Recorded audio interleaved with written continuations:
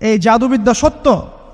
এবং এখনকার অনেক ভণ্ড যে কবিরাজগুলো বের হয়েছে, এরা জিনকে তাবে করে নিয়ে এই জিনদের মধ্য দিয়ে মানুষের মধ্যে জাদু ছড়িয়ে দিয়েছে, এবং এর ফলশ্রুতিতে বহু পরিবার ধ্বংস হয়ে যাচ্ছে। এই জাদুবিদ্যা সত্য। আরও একটা জিনিস সত্য, নবী সাল্লাল্লাহু আলাইহি ওয়াসাল্লাম বলেছেন ইন্না আইনাল হক, চোখের নজর সত্য। নবী করিম সাল্লাল্লাহু আলাইহি ওয়াসাল্লাম বলেছেন চোখের বদনজর সত্য। এই যে আমরা বলি ফেসবুকে এত বেশি ছবি দিয়েন না ভাই, ছবি তুলেন না, ছবি তুলেন না, বারবার যে বলি নিষেধ করি, কারণ কি জানেন? একটাই কারণ, বিকজ চোখ লাগাটা সত্য।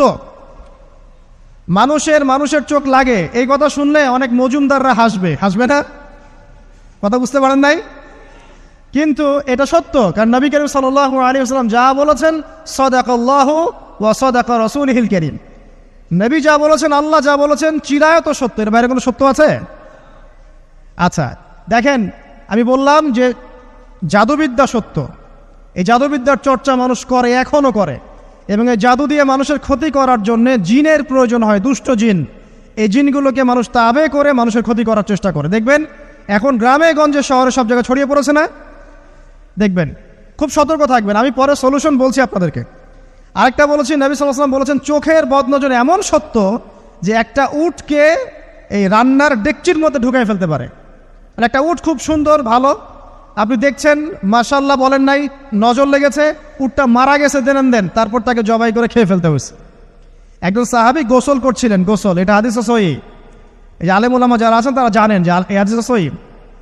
একজন সাহাবী গোসল করছেন, তার গায়ের চামড়াটা খুব সুন্দর ছিল, একদম স্কিনটা অনেক সুন্দর থাকে না এমন কিছু মানুষ?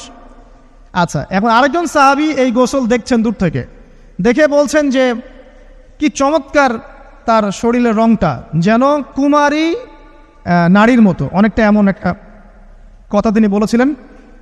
সাথে সাথে এই সাহাবী অজ্ঞান হয়ে পড়ে গেছে। কোন সাহাবী? যিনি গোসল করছিলেন। এটার আপনি কোনো ব্যাখ্যা দিতে পারবেন না তো, এখানে কোনো সায়েন্স দিয়ে বা মেডিকেল সায়েন্স দিয়ে আপনি কোনো ব্যাখ্যা করতে পারবেন না। একটা ব্যাখ্যা দিতে পারেন, কিন্তু কেন সেটা হলো সেটা আপনি অ্যান্সার খুঁজে পাবেন না। তো নবী সাল্লাল্লাহু আলাইহি ওয়াসাল্লামের কাছে নিয়ে যাওয়া হলো তাকে। তিনি বললেন যে এই ব্যক্তির ব্যাপারে কি কেউ ভালো মন্দ কিছু বলেছিল? তখন একজন সাহাবী বলেন, হ্যাঁ, অমুকে বলেছে এর স্কিনটা অনেক সুন্দর, তোকে ডেকে নিয়ে আসুন। ওকে ডেকে আনা হলো।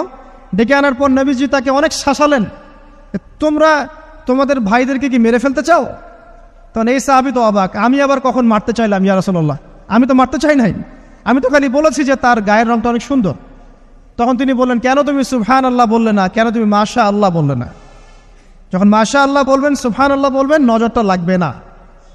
আর যখন আপনি মাশাআল্লাহ বলবেন না, সুবহানাল্লাহ বলবেন না, দেখবেন নজর লেগে গেছে। আপনি বিশ্বাস করেন ব্যবসা খুব ভালো চলছে, মানুষ বলল যে বাহ তোর তো ব্যবসা হেভি, লালে লাল শাহজালাল, ঠিক আছে, দেখবেন আপনার কেনা বেচা বন্ধ হয়ে গেছে। এরকম হবে, আমার কথাটা বিশ্বাস করেন।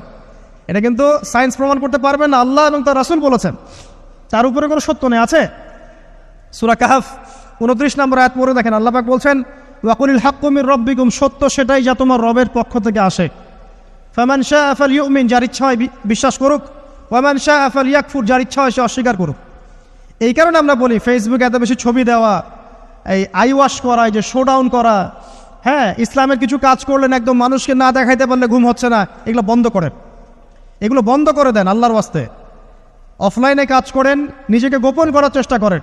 যত বেশি মানুষের কাছে নিজেকে এক্সপোজ করবেন, কাজের বরকত কমে যাবে, কাজের বরকত কমে যাবে, চোখ লাগবে, নজর লাগবে।